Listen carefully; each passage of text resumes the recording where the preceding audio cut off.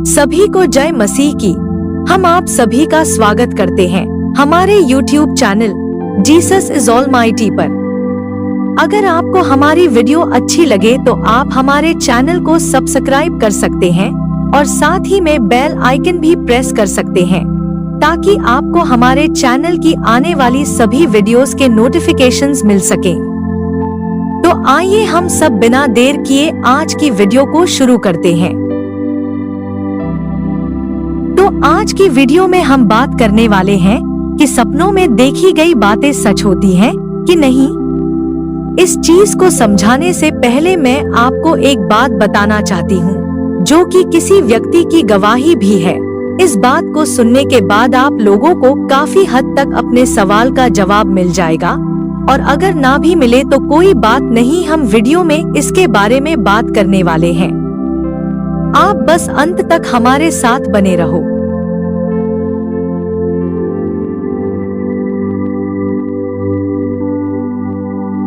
एक बार एक वर्शिपर था जो कि किसी चर्च में प्रभु की आराधना किया करता था, लेकिन फिर भी वो भाई पाप में जी रहा था। मतलब कि वो व्यक्ति जो आराधना किया करता था उसमें भी वो वफादार नहीं था, क्योंकि उसकी पूरी जिंदगी पाप से ही भरी हुई थी और वो उसी जिंदगी को ही कब से जी रहा था। वो चाहता तो था कि मैं प्रभु के लिए उस पाप भरी जिंदगी को छोड़ दूं, लेकिन वो अपनी अभिलाषाओं की वजह से उस पाप वाली जिंदगी में जी रहा था। पर फिर भी परमेश्वर उस व्यक्ति से प्यार करते थे और उसको छुड़ाना चाहते थे, लेकिन वो व्यक्ति पूरे तरीके से प्रभु के पास नहीं आ रहा था ताकि प्रभु उसका छुटकारा कर सके। फिर उसके जीवन पर परमेश्वर की ऐसी कृपा हुई कि उस व्यक्ति का जीवन ही बदल गया, क्योंकि परमेश्वर जिस पर अपना अनुग्रह करना चाहे उसी पर ही अपना अनुग्रह करते हैं, और जिस पर दया करनी चाहे उसी पर अपनी दया करते हैं। इसी कारण एक रात उसके सपने में परमेश्वर का एक दूत किसी पास्टर के रूप में, जिसे वो व्यक्ति सुना करता था, उसके रूप में आया। दरअसल ऐसा हुआ था कि उस सपने में उस व्यक्ति ने देखा कि वो किसी चर्च सभा में गया हुआ है और वहाँ के पास्टर उस व्यक्ति को आगे पुलपट के पास बुलाते हैं, और उस व्यक्ति को पुलपट के पास बुलाने के बाद पास्टर जी अपनी कलीसिया को बोलते हैं कि ये व्यक्ति मेरे समान ही है, और ऐसा करने के बाद पास्टर जी उस व्यक्ति को गले लगा लेते हैं और उसके बाद उस व्यक्ति से दूर चले जाते हैं।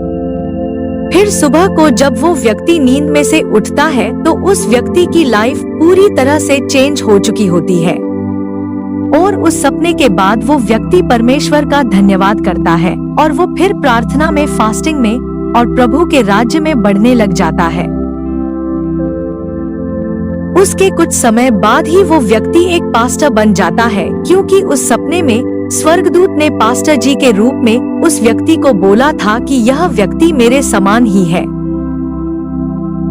मुझे उम्मीद है कि इस गवाही से आपको काफी हद तक आपके सवाल का जवाब मिल चुका होगा।